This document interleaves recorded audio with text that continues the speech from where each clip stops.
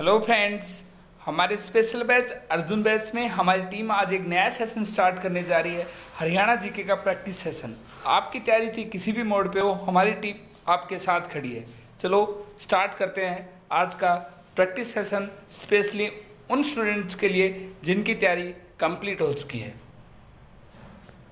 आज का जो प्रैक्टिस सेशन होगा वो होगा प्राचीन एवं मध्यकालीन हरियाणा से संबंधित। पहला प्रश्न, हरियाणा के किस जिले में सुप्रसिद्ध धार्मिक पुस्तक महाभारत की रचना हुई थी? Option A Hisar, option B Sonipat, option C Karnal, option D Kurukshetra.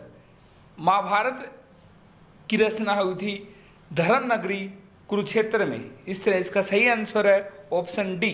अगला प्रश्न 2, निम्न में से किस ग्रंथ में रोहतक का उल्लेख मिलता है? दिव्यदान, मंजरी मणिकाय, नकुल दिग्विजय, कथाकोश। इसका सही आंसर है ऑप्शन सी, नकुल दिग्विजय में मिलता है। नकुल दिग्विजय ग्रंथ में मिलता है रोहतक का उल्लेख। अगला प्रश्न 3, हरियाणा में कौन सा शहर महाभारत के कर्ण से संबंधित है? हमने आपको बताया था कर्ण सिटी कहा जाता है करनाल। इस तरह सही होगा ऑप्शन ए करनाल। अगला प्रश्न, युद्ध काल में हरियाणा को किस नाम से जाना जाता था? हरित देश, हरित प्रदेश, बहुध्यानक, हरित ध्यानक। इसका सही आंसर है ऑप्शन सी, बहुध्यानक नाम से जाना जाता था युद्ध काल में हरियाणा को। अगला प्रश्न, किस स्थान से प्राप्त अभिलेखों में संगीत के 7 स्वरों का उल्लेख हुआ है? शुद्ध, अग्रहुआ, रोहतक, मिथाथल। इसका सही आंसर है ऑप्शन बी, अग्रहुआ से प्राप्त अभिलेखों में संगीत के 7 स्वरों का उल्लेख हुआ है। अगला प्रश्न, काले चमकीले चित्रित मर्दभांड किस काल की संस्कृति को दर्शाते हैं? वैदिक काल, सिंधु सभ्यता, सीसवाल सभ्यता, इनमें से कोई नहीं। इसका सही आंसर है ऑप्शन ए, वैदिक काल के काले चमकीले चित्रित मर्दभांड दर्शाते हैं वैदिक काल में। हमने आपको पहले बताया था कि हमारा इतिहास शुरू होता है हड़प्पा सभ्यता से। हड़प्पा सभ्यता के बाद वैदिक काल, वैदिक काल के बाद उत्तर वैदिक काल, उत्तर वैदिक काल के बाद 16 महाजनपदों का उदय हुआ और उसके बाद फिर मगध जनपद जो आगे साम्राज्य के रूप में उभरी, उस पर हर्यक वंश, नाग वंश और आगे मौर्य वंश। और उससे पहले था वैदिक काल, जिसकी काले चमकीले मर्दभंड जो दर्शाते हैं वैदिक काल को। इस तरह इसका सही आंसर होगा ऑप्शन ए, वैदिक काल। अगला प्रश्न, निम्नलिखित में से किस जिले में किसमें हड़प्पा सभ्यता का राखी गढ़ी स्थल खोदा गया है? हम आपको बता दें हड़प्पा स्थल जो है राखी गढ़ी, वो भारत का सबसे बड़ा हड़प्पा स्थल है। पहले मोहनजोदड़ो और हड़प्पा था, लेकिन वो अब पाकिस्तान में चले गए हैं। भारत का सबसे बड़ा हड़प्पा स्थल राखी गढ़ी है, वो है हिसार में खोदा गया है। अगला प्रश्न, निम्न में से कौन सा हड़प्पा सभ्यता स्थल फतेहाबाद हरियाणा में स्थित है? हम आपको बता दें फतेहाबाद, जिसे पिंक सिटी उदयनगरी भी कहा जाता है, और उसमें हड़प्पा स्थल जो है वो है बनवाली, यानी ऑप्शन ए सही है। अगला प्रश्न, हिसार व अग्रहुआ के टीले से उत्खनन किस प्रकार के सिक्के प्राप्त हुए हैं? हिसार व अग्रहुआ से टीले से उत्खनन से पंचमार्क सिक्के प्राप्त हुए हैं। अगला प्रश्न, हर्षवर्धन तथा पुलकेशिन के मध्य युद्ध का वर्णन किस अभिलेख से प्राप्त होता है? हम आपको बता दें हर्षवर्धन हर्धन वंश से संबंध रखते थे, पुलकेशिन चालुक्य वंश से संबंध रखते थे जो कि दक्षिण में था चालुक्य वंश। और जो इनका आपस में जो युद्ध का वर्णन है वो है ऐहोल अभिलेख में। इसमें हर्षवर्धन की हार हुई थी और पुलकेशिन की विजय हुई थी।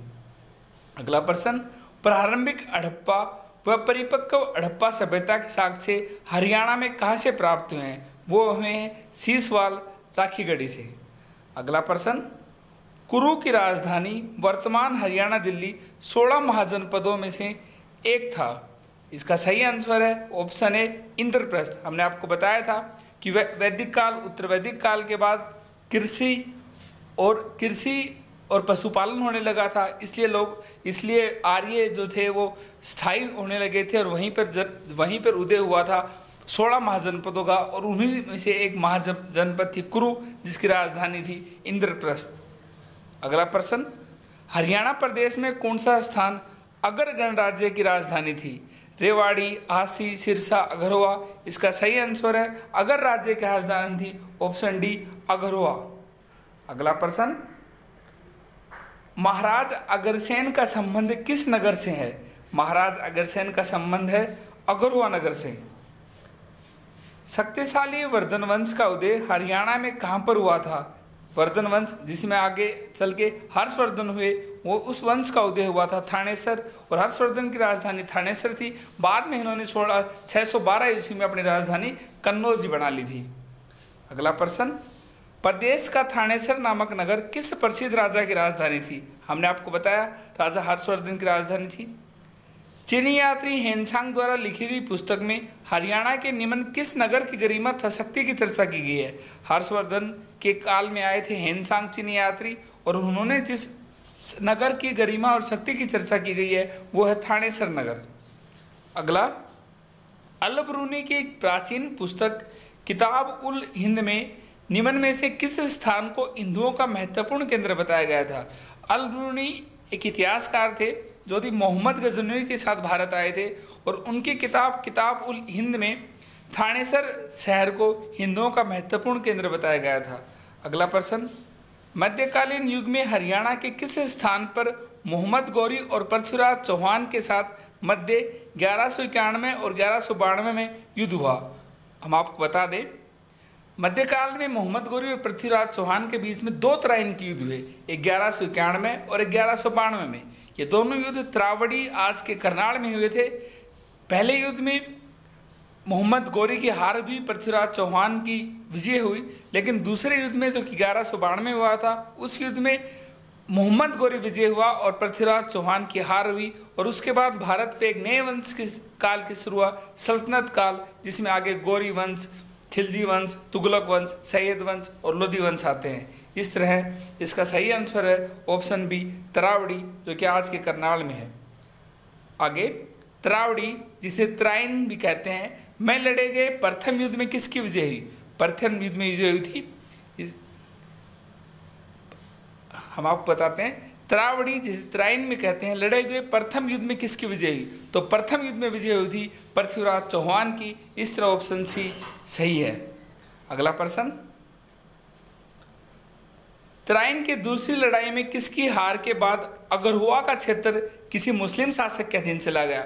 ऑप्शन ए पृथ्वीराज प्रथम, पृथ्वीराज द्वितीय, पृथ्वीराज तृतीय, पृथ्वीराज चतुर्थ। इसका सही आंसर है ऑप्शन सी पृथ्वीराज तृतीय, जिसकी त्राइन की दूसरी लड़ाई जो हुई थी वो मोहम्मद गौरी और पृथ्वीराज तृतीय के बीच में हुई थी, जिसके बाद वो लड़ाई हारने के बाद अगरहुआ का पूरा क्षेत्र एक मुस्लिम शासक मोहम्मद गौरी के अधीन चला गया था।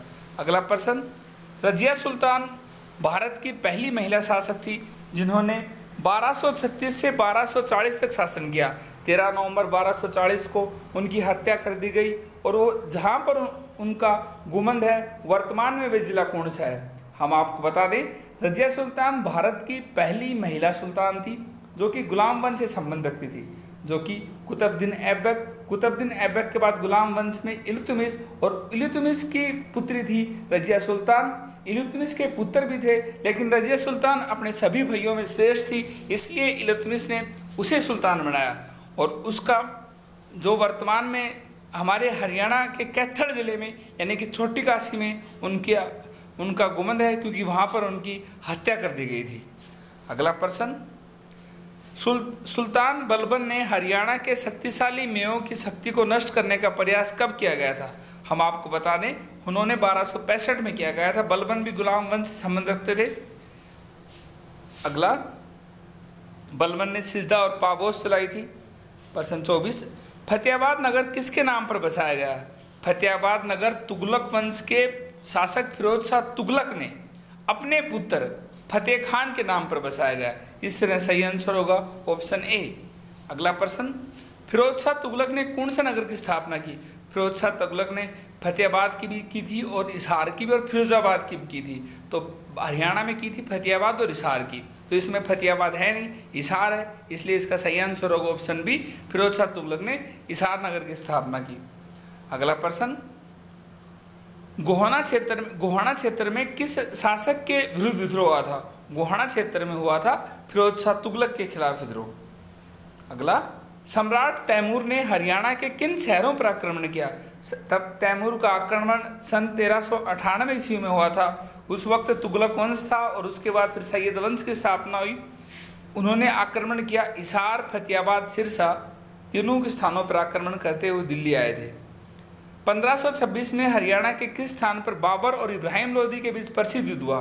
1526 में जो युद्ध हुआ था वो था पानीपत का प्रथम युद्ध, जो कि दिल्ली शासक इब्राहिम लोदी और बाबर के मध्य लड़ा गया, जिसमें लंबे चले आ रहे सल्तनत काल का अंत हुआ और भारत पर एक नया साम्राज्य की स्थापना हुई, मुगल साम्राज्य, और वो युद्ध लड़ा गया था पानीपत में। इस तरह इसका सही आंसर होगा ऑप्शन ए, पानीपत। अगला प्रश्न, पानीपत की पहली लड़ाई में बाबर के विरुद्ध कौन थे? हमने आपको बताया था पानीपत की पहली लड़ाई में बाबर के विरुद्ध थे इब्राहिम लोदी। कौन सा राजा हेमू के नाम से प्रसिद्ध था? हेमू, सम्राट हेमचंद्र विक्रमादित्य, मोहम्मद गौरी, हर्षवर्धन, अकबर, वो थे सम्राट हेमचंद्र विक्रमादित्य थे, वो हेमू के नाम से प्रसिद्ध थे। और पानीपत का दूसरा युद्ध जो लड़ा गया था 1556 ईस्वी में, वो लड़ा गया था अकबर और हेमू के बीच में, जिसका नाम था सम्राट हेमचंद्र विक्रमादित्य, और हेमू एक अंतिम हिंदू शासक थे। और 1526 को जो पानीपत लड़ा गया था उसमें हेमू की हार हुई और उसके बाद मुगल शासक काफी लंबे समय तक चला, अकबर की विजय हुई थी। हेमू का संबंध हरियाणा के रेवाड़ी जिले से है। अकबर और हेमू के बीच प्रसिद्ध पानीपत की दूसरी लड़ाई कब लड़ी गई थी? हमने आपको बताया पहली लड़ाई 1526 में इब्राहिम लोदी और बाबर के बीच लड़ी गई थी, वहीं दूसरी लड़ाई 1556 में अकबर और हेमू के बीच लड़ी गई थी। अगला प्रश्न, दिल्ली पर गद्दी पर बैठने वाला अंतिम हिंदू शासक कौन था? हमने आपको बताया दिल्ली पर गद्दी बैठने वाला अंतिम हिंदू शासक था हेमचंद्र, जिसे हेमू भी कहते हैं और जिसे सम्राट हेमचंद्र विक्रमादित्य भी कहते हैं। करनाल का युद्ध कौन सी ईस्वी में हुआ? हम आपको बता दें करनाल का युद्ध जिसे हम कहते हैं वो हुआ था 1739 ईस्वी में, जो कि वो हुआ था 1739 ईस्वी में। प्रश्न 34, पानीपत की तीसरी लड़ाई अहमद शाह अब्दाली और किसके बीच में हुई? हमने आपको दो लड़ाइयों के बारे में बताया। हमने पहली में बाबर और इब्राहिम लोदी के बीच में हुई, दूसरी लड़ाई अकबर और हेमू के बीच में हुई। अब बात करते हैं तीसरी लड़ाई, तो तीसरी लड़ाई हुई थी अहमद शाह अब्दाली और मराठा शासकों में हुई थी। इसमें अहमद शाह अब्दाली की विजय हुई थी और मराठा शासक हार गए थे। और इस लड़ाई के बाद अंग्रेजों को अपने साम्राज्य विस्तार करने में भारत में कोई बड़ी शक्ति नहीं बची थी, क्योंकि लगातार मुगल शासक कमजोर पड़ रहे थे। और तो अब जो जिनसे लग रहा था, जिसे अंग्रेज जिसे टक्कर दे सकते थे, वो थे मराठा। और पानीपत की तीसरी लड़ाई के बाद मराठा की हार हुई और उसके बाद अंग्रेजों के लिए आसान हो गया अपने साम्राज्य का विस्तार करना। और उसके बाद 1761, 1764 में बक्सर की लड़ाई हुई और 1757 में प्लासी की लड़ाई तो हो चुकी थी। अगला प्रश्न, पानीपत की तीसरी लड़ाई किस वर्ष हुई? वो हुई 1761 में और वो हुई अहमद शाह अब्दाली और मराठा शासकों के बीच। मुगल काल के दौरान हरियाणा में वर्षा आधारित खेती वाली जमीन को क्या कहते थे? चाही, पावनी, बारानी, उपयुक्त में से कोई नहीं। हम आपको बता दें इसका सही आंसर है ऑप्शन सी, बारानी। हम आपको बता दें हमारे आज के सेशन में इतना ही। हम जल्द फिर मिलेंगे आपको नए टॉपिक के साथ, नए प्रैक्टिस, नए क्वेश्चन के साथ। हम आपको बता दें Haryana exam A to Z आपके साथ हर कदम पे खड़ी है। चाहे आपकी स्टार्टिंग से प्रिपरेशन हो या आपकी प्रिपरेशन पूरी हो चुकी हो, तो आपके लिए हमने स्टार्ट कर दिया है प्रैक्टिस सेशन। Thank you.